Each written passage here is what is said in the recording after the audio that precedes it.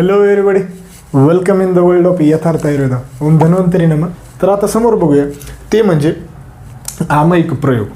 आता हे बघा मित्रांनो, आता या बृहत्वा चिंतामणी रस यांचं आपण कोणत्या व्याधीमध्ये बघतो. आपण आधी श्लोकातून बघितलं की वात पित्तज रोगामध्ये, म्हणजे ज्यांना वात झालेली असेल त्या वातज रोगामध्ये पण आणि पित्तज रोगामध्ये पण आपण हे बघू शकतो. त्याच्यानंतर दुसरी व्याधी सांगितलेली इथं भ्रम. आता भ्रमव्याधीमध्ये सुद्धा हा उपयोग होतो.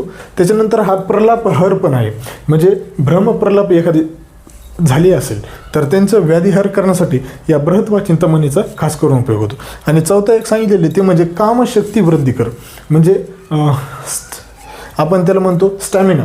बॉडीमध्ये स्टॅमिना वाढवण्यासाठी हा बृहत्वा चिंतामणी रसाचा खास करून उपयोग होतो. ते म्हणजे कर्म. आता कर्म जर बघितलं मित्रांनो, मोड ऑफ ॲक्शन याच्यामध्ये कसं होते, तर आता इथं काळजीपूर्वक लक्षात घ्या. हे मधुर गुणात्मक तिक्त रस प्रदान असून शीतवीर्यात्मक आणि मधुर विपाक असल्यामुळे हे वातग्न कार्य करते, आहे की नाही. त्याच्यानंतर शीतवीर्यात्मक असून आणि मधुर विपाक असल्यामुळे हे पित्तग्न कार्य करते. म्हणून हे दोन्ही कर्म तुम्ही लक्षात ठेवायचे की वातग्न आणि पित्तग्न हे दोन्ही मधुर रस प्रदान असल्यामुळे कार्य करतात. अशा पद्धतीने हे कर्म होतं मित्रांनो.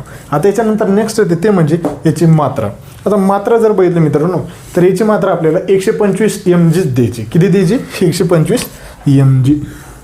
तर अशा पद्धतीने ही मात्रा होती. तर आता याच्या त्यांचं अनुपान हे काळजीपूर्वक बघा मित्रांनो. हमेशा याच्यावर MCQ येते, तर हे नीट काळजीपूर्वक याच्यामध्ये कोणते कोणते अनुपान आहेत ते नीट काळजीपूर्वक बघा.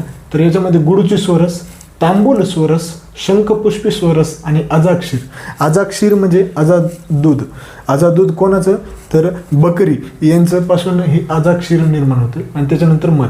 तर तांबूल सोरस हा हमखास MCQ आलेला प्रश्न आहे, तर हे नीट काळजीपूर्वक बघा. बृहत्वा चिंतामणी रस. आता अशा पद्धतीने हे अनुपान होते. आता याच्यानंतर नेक्स्ट पॉईंट येते ते म्हणजे पथ्य अपथ्य. आता याच्यामध्ये जर पथ्य आणि अपथ्य जर बघितले मित्रांनो, तर प्रत्येक व्याधीमध्ये पथ्य असते आणि अपथ्य असते. तर आता याच्यामध्ये प्रयुक्त रोगानुसार ते म्हणजे सेवनकाल. आता सेवनकाल हे दिवसातून 2 वेळा सांगितलेले. आता त्याच्यामध्ये प्रातकाळ आणि सायंकाळ हे दोन्ही काळ याच्यामध्ये प्रामुख्याने म्हणजे रिसर्च अपडेट. आता रिसर्च अपडेट आणि क्लिनिकल एव्हिडन्स याच्यामध्ये कोणते आहेत, तर आता याच्यामध्ये जर बघितलं मित्रांनो, तर याच्यामध्ये एक रिसर्च करण्यात आली. आणि रिसर्च कशी करण्यात आली, आणि असं पाहिलं की बृहत्वा चिंतामणी हे ॲनिमल्सला देऊन पाहिले आणि त्यांना हिस्टोपॅथॉलॉजिकल एक्झामिनेशनच्या अंडरमध्ये त्यांना असं कन्सिडरेशन पाहायला मिळालं की decreased cellularity and predominance of immature neurons in the glandular layer. पुढच्या व्हिडिओ लेक्चरमध्ये. Thank you very much.